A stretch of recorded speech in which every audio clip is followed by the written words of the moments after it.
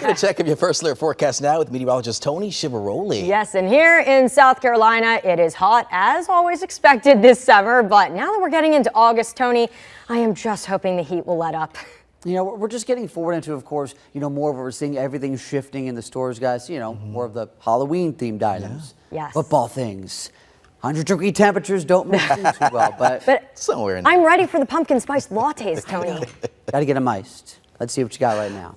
Starting out the day, how about a live check? I-26 westbound near mile marker 104. Cars are rolling along. It's a beautiful start to the day out there. Great to hit the road early.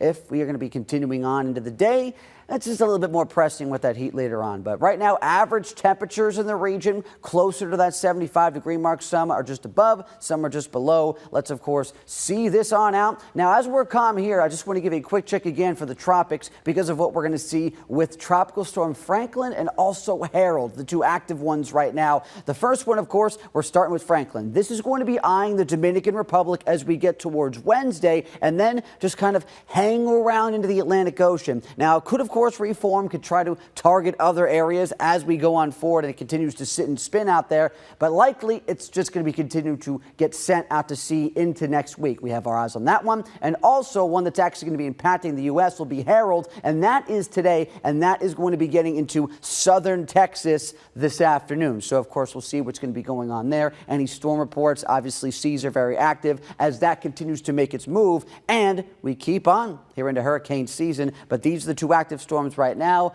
before we bring it back home. No effects to the Carolinas right now. Just a lot of heat and dryness as we get that sun to be beating down on us today, and temperatures eventually, even though they'll climb for this one, they'll fall back for Wednesday. So that's going to be a nice change. Tomorrow, I said it before, fantastic. Tomorrow's going to be the best day to try and get some yard work done, anything with more outdoor activity, because we get that step back before heat continues to churn right back up later in the week. And as that happens, it also comes along with humidity bumping up later into Friday, right into Saturday. So you need to be more mindful of that as we're very much not out of the woods. And of course, so we continue to get everything to climb up yet again. But at least, yeah, for Wednesday, it's going to be feeling fantastic out there. Very nice change and a good northerly breeze. Today, we will still hold on to wind in more of a northerly direction, but obviously we already have that foundation of mild air for the morning that will continue to build on the uptick as we get a lot of that hazy sun. Now, of course, the wind's still continuing to try and battle that back. So the big thing is if you can get breaks in the shade today, it's going to be another, okay one out there. Not too bad. It's more about the really intense UV rays for this one. That sun going to be beating down, but obviously when you get out of that, it doesn't feel as bad. Getting into the afternoon today, getting into the afternoon tomorrow, you'll feel a big change because today, of course, we can likely hit 100. Tomorrow, closer to 90, and that breeze ramps up a bit more. This is going to be with the drier cold front coming through, and even as we go on into Thursday, some clouds mixing in. Okay, but still, sun, the big winner into this week. It's not going to be stopping much. It is going to be continuing to be dry. High pressure really is the big winner for this one. And just for another day, yeah, outdoor chores, trying to get things accomplished. And, some people might be today, of course, or you got to go out to work. Whatever's going on for your Tuesday, make sure you are just going through the usual steps of dressing appropriately, keeping yourselves hydrated, the electrolytes in your body. You're being smart. You're being safe. You're making it a great week overall. And then as we calm down, of course, for a lot of our overnight periods, we're going to be seeing more 70s, eventually 60s soon.